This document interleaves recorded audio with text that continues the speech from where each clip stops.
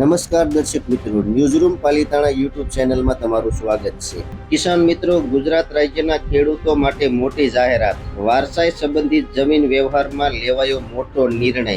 મુખ્યમંત્રી ભૂપેન્દ્રભાઈ પટેલે રાજ્યમાં સીધી લીટીના અને આડી લીટીના વારસદારો વચ્ચે થતા જમીન સંબંધિત આંતરિક વ્યવહારો જંત્રી આધારિત સ્ટેમ્પ ડ્યુટી જોગવાઈઓમાં રાહત આપવાનો પ્રજાલક્ષી નિર્ણય કર્યો છે.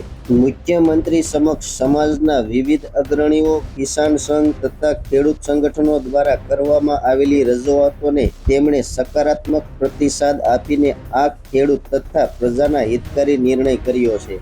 ગુજરાત સ્ટેમ્પ અધિનિયમ 1958ની કલમ 9 હેઠળ રાજ્ય સરકારે સ્ટેમ્પ ડ્યુટી ઘટાડવા અથવા માફ કરવા મળેલી સત્તા અન્વયે મુખ્યમંત્રી ભૂપેન્દ્રભાઈ પટેલે ખેતીની જમીન અંગેના કેટલાક કિસ્સાઓમાં જંત્રી આધારિત સ્ટેમ્પ ડ્યુટીની જોગવાઈઓમાં રાહત આપી છે. ₹300 ટોકન સ્ટેમ્પ ડ્યુટી લાગુ કરવાનો નિર્ણય કર્યો છે.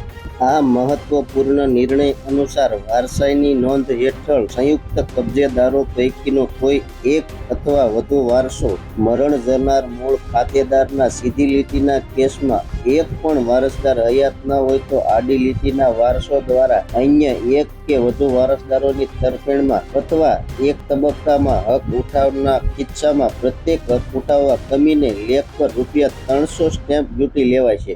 સમય ક્રમાનુસાર એક યા વધુ તબક્કે વારસાઈ નોંધ અન્વયે દાખલ થયેલ સંયુક્ત ખાતેદારો દ્વારા એક અથવા વધુ તબક્કે વહેંચણી કરવામાં આવે.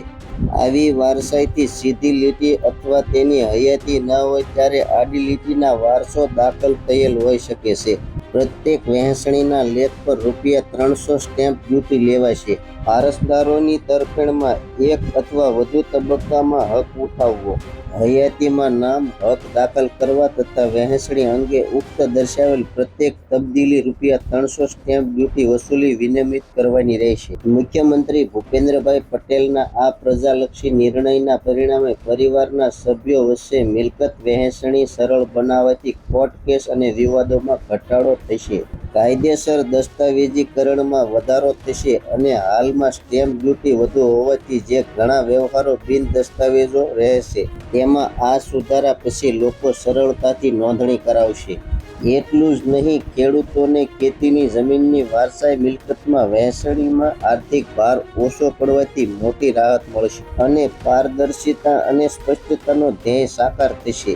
એટલે કે હકપત્રક વધુ સ્પષ્ટ બનશે અને જમીનના માલિકી હક અંગેની ગેરસમજ ઘટશે.